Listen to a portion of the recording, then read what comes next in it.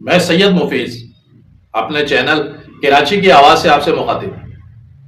جہاں تک M Q M کا یہ دعویٰ کہ پیپلز پارٹی نے کراچی کو تباہ کر دیا، اسے اس سینس میں تو تسلیم کرنے میں کوئی آر نہیں ہے، کیونکہ 2008 سے آج ستمبر 2025 تک پیپلز پارٹی تن تنہا اس صوبے پر حکمرانی کر رہی، تو 17 سال کی تباہی کا حساب تو یہی دے گی، اور ان کے پاس تو معاشی یا انتظامی اختیارات کے نہ ہونے کا بھی بہانہ نہیں۔ این ایف سی سے لے کر پی ایف سی اور سندھ کے 92% ریونیو پر ہمیشہ سے انہی کا قبضہ رہا ہے۔ ہزاروں ارب کے بجٹ کا صرف 25 سے 30% وہی استعمال ہوا ہوگا کہ جو کہ تنخواہوں کی مد میں دیا جاتا ہے، باقی کا تو کسی ادارے یا عدالت میں ان سے حساب لینے والا ابھی تک پیدا ہی نہیں ہوا، اور اس کی وجہ بھی یہی ہے کہ اس حمام میں سبھی بے لباس ہیں، سب کے سب شریک جرم ہیں۔ تو یہاں تک تو ٹھیک ہے کہ پیپلز پارٹی ہی سب سے بڑی مجرم ہے، لیکن جو ایم کیو ایم یہ چارج شیٹ پیش کر رہی ہے، جو الزامات کی ایک لمبی فہرست انہوں نے سندھ حکومت کے خلاف جاری کی ہے، اس میں ان کی شراکت یا ان کی سہولت کاری کس قدر ہے، اس پر تو میں اپنے پچھلے ویلاگ میں تفصیل سے بات کر چکا ہوں، لیکن میں اس وقت کراچی کی تباہی پر بات نہیں کر رہا۔ میرے اس ویلاگ کا بنیادی مقصد کراچی کے نوجوانوں کی اخلاقی تباہی سے۔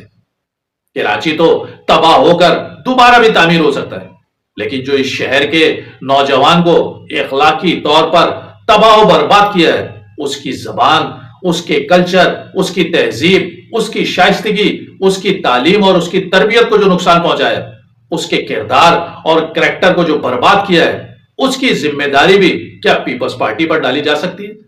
کیا ماضی کی ایم کیو ایم کے جس کی سربراہی الطاف حسین صاحب نے کی تھی،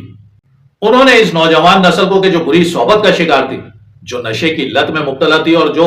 اپنے بڑوں کی عزت اور احترام نہیں کیا کرتی تھی، اس کی الطاف حسین صاحب نے نیشن بلڈنگ کی، ان کی کردار سازی اور اعلیٰ تربیت کو اپنی جماعت کا اولین مقصد بنایا، فکری اور تربیتی نشستوں کے ذریعے ان کی انا اور تکبر کو ختم کیا، انہیں سگریٹ سمیت ہر نشے سے چھٹکارا دلایا، انہیں ہر کام کو، ہر شعبے کو، ہر پیشے اور ہنر کو عزت اور احترام دینا سکھایا، کسی کام میں شرم نہ کرنے کی ترغیب دی،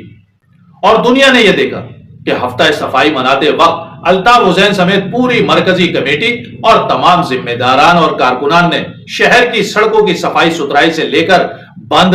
گٹروں کو کھولنے تک میں بھی کسی قسم کی شرم یا جھجک محسوس نہیں کی، اور اسی تربیت اور کردار سازی نے ہی میں سمجھتا ہوں کہ الطاف حسین کو آج تک عوام اور کارکنان کے دلوں میں زندہ رکھا ہوا ہے۔ اور جماعت ہی کیا، آپ دنیا کے ترقی یافتہ ممالک اور معاشروں کو دیکھ لیجئے، وہاں اقوام کی تعمیر، قوموں کی تربیت ریاست کی ذمہ داری ہوتی ہے، اسی لیے ترقی یافتہ ملکوں میں نیشن بلڈنگ کو بطور سبجیکٹ پڑھایا جاتا ہے۔ تو میرا آج کی موجودہ ایم کیو ایم سے یہ سوال ہے کہ تباہ شدہ کراچی تو دوبارہ تعمیر ہو سکتا ہے، لیکن جو کراچی کی نوجوان نسل کے جس میں 12 سال کے بچے سے لے کر 30-40 سال کے نوجوان اور بزرگوں تک میں گٹکا، ماوا، چرس اور آئس جیسا نشہ عام ہو چکا ہے،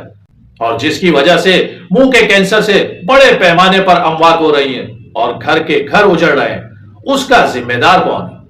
یہ گٹکا ماوا تو نہ ہی باجوڑ اور وزیرستان سے آ رہا ہے اور نہ ہی افغانستان کی سازش ہے، اور میں سمجھتا ہوں نہ ہی اس تباہی کی ذمہ دار اسٹیبلشمنٹ ہو سکتی ہے، کیونکہ یہ سارا دھندا تو آپ ہی کے علاقوں میں کہ جو آپ کے حلقے بھی ہیں وہیں سے بن کر آپ ہی کی آبادیوں میں تقسیم ہو رہا ہے، یعنی بنانے سے لے کر بانٹنے اور کھانے تک میں آپ ہی کے ووٹر، سپورٹر اور حلقے شامل ہیں۔ اسی طرح شہر میں ہونے والے جرائم میں بھی اس شہر کے نوجوان پکڑے جا رہے ہیں،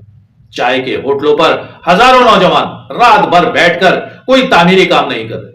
غیر قانونی اور غیر اخلاقی سرگرمیاں اس شہر میں اس حد تک بڑھ چکی ہیں کہ اب اس شہر کی کسی بھی سڑک یا فٹ پاتھ پر کوئی لڑکی یا خاتون اکیلے کھڑے ہونے کا تصور بھی نہیں کر سکتی۔ تو لہٰذا اس تباہی اور بربادی کی ذمہ داری تو موجودہ ایم کیو ایم کو لینی پڑے گی، اس لیے کہ پیپلز پارٹی کا کلچر اور انداز سیاست کبھی بھی نوجوانوں کی کردار سازی نہیں رہا، یہ کریڈٹ صرف اور صرف بانی ایم کیو ایم کو ہی جاتا ہے۔ تو لہٰذا موجودہ ایم کیو ایم پاکستان انہیں بے شک ڈسون کرے، لاکھ ان سے خود کو ڈسٹینس کرے، وہ ان کا ذاتی اور سیاسی مسئلہ ہے، لیکن اس شہر کی نسل کی تباہی اور نوجوانوں کی اخلاقی زبوحالی ہر اس جماعت اور لیڈر کی ذمہ داری ہے جو اس شہر کی نمائندگی کا دعویٰ کرتا ہے۔